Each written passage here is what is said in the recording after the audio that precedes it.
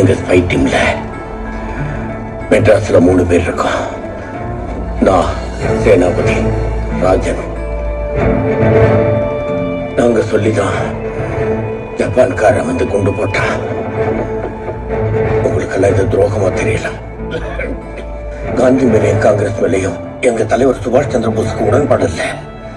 சரி, இந்த தண்ணீர் விழுந்து பாம்பு வெடிக்கிறதுக்குள்ள எப்படியாவது இங்க இருந்து தப்பிச்சு போயிடுங்க.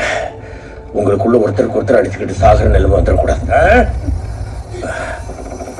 சென்றவர் செய்திட்ட நன்மைகள் யாவும்